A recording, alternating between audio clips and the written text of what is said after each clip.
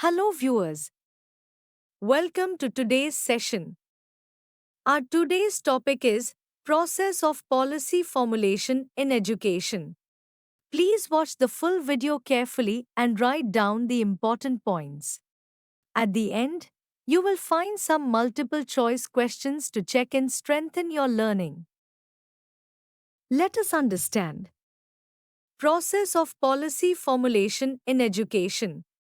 Policy formulation is a systematic, multi stage process that ensures well thought out, evidence based, and implementable policies, particularly in sectors like education.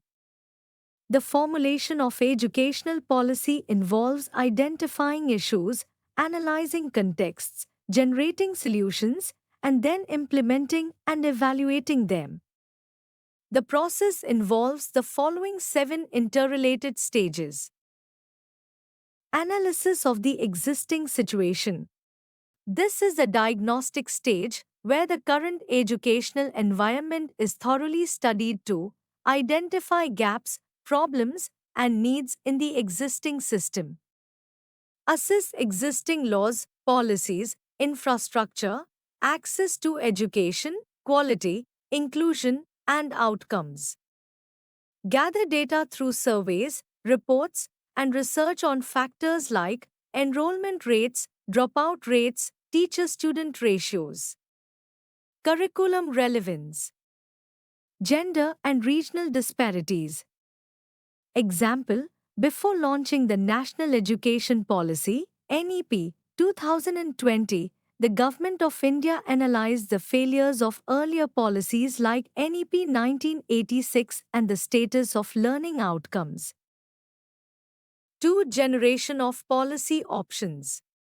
This stage involves brainstorming multiple alternative strategies or policies to solve the identified issues.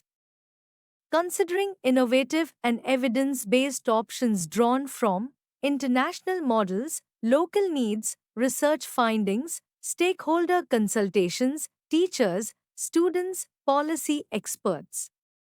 Each option must align with national goals, example SDG 4, socio-cultural values, financial and administrative feasibility. Example, to reduce dropout rates, options may include midday meal scheme, cash transfer programs, curriculum flexibility. 3. Evaluation of policy options. This is a comparative assessment stage where each policy option is analyzed based on effectiveness, will it solve the problem? Efficiency, is it cost effective? Equity, does it promote inclusion and fairness? Feasibility, can it be practically political and public acceptability? Implemented. Tools used include SWOT analysis, cost benefit analysis, and stakeholder impact assessments. Example, when proposing school vouchers versus direct funding to schools, both options are evaluated on how they affect student learning, equity, and governance. 4. Making the policy decision. This is the decision-making stage where policymakers select the most suitable policy option. A formal policy statement or document is prepared. The policy is approved by relevant authorities, example Ministry of Education, Parliament, or Cabinet. This decision is influenced by evidence from earlier stages, political will, pressure from stakeholders, and alignment with national priorities. Example, NEP 2020 was finalized after approval from the Cabinet following broad consultations and evaluations. 5. Planning of policy implementation. Once a policy is approved, an action plan is created to operationalize it. This includes assigning roles to implementing agencies, insert SCERTs, boards, schools. Budget allocation and resource planning. Creating timelines and milestones. Developing teacher training modules, textbooks, and monitoring frameworks. Example, for implementing NEP 2020's foundational literacy goals, state governments plan school readiness programs, teacher training, and curriculum revamps. 6. Policy Impact Assessment. This is the monitoring and evaluation phase, measures the effectiveness of the policy after implementation, uses data, feedback, research, and performance indicators to assess learning outcomes, equity impacts, system efficiency. It can be formative during implementation or summative after a period of time.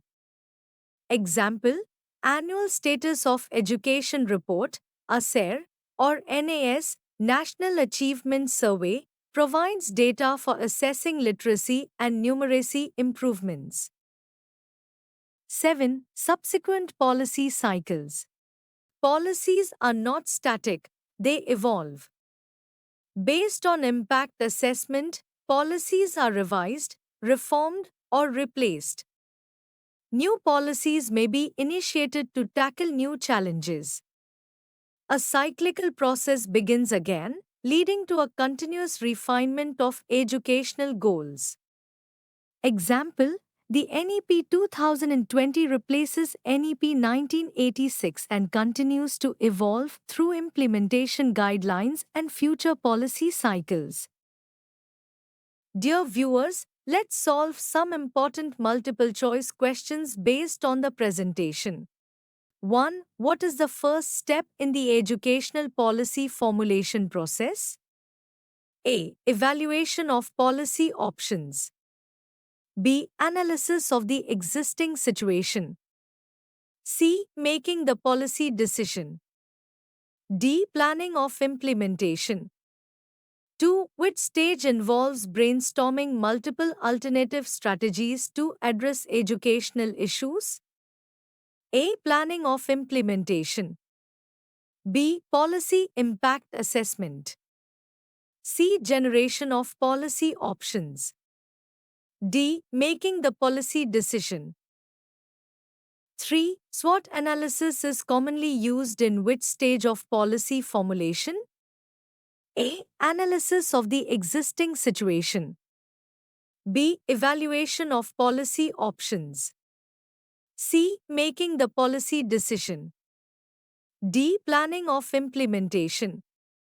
4. Which stage focuses on the practicality and cost-effectiveness of proposed policies?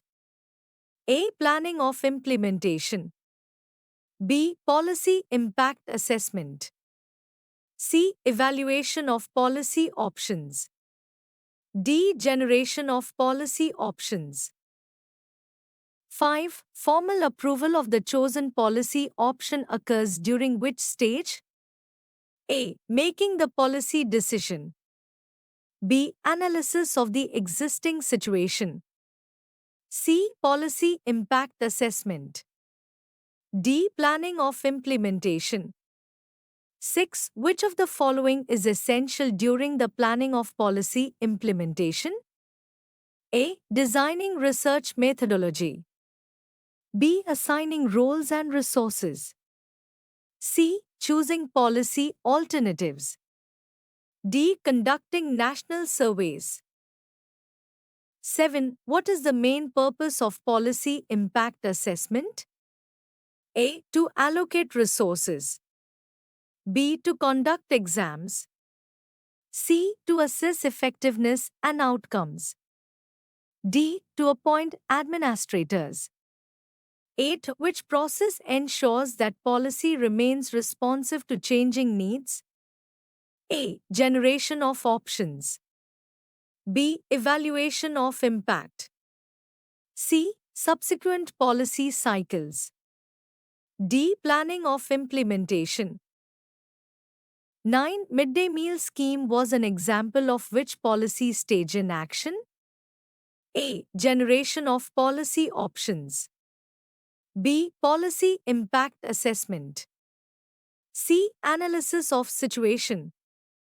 D. Subsequent policy cycles. 10. Cost-benefit analysis is typically used in which stage? A. Making the policy decision. B. Evaluation of policy options. C. Implementation planning. D. Policy approval. 11. Which of the following is not a determinant of policy evaluation? A. Effectiveness. B. Equity. C. Popularity. D. Feasibility. 12. Which organization in India often collects data to evaluate education policy impact? A. WHO. B. ISRO. C. CASER. D. RBI. Thank you, don't miss out. Subscribe now to my YouTube channel, Education and Teacher Education, for insightful content and valuable resources.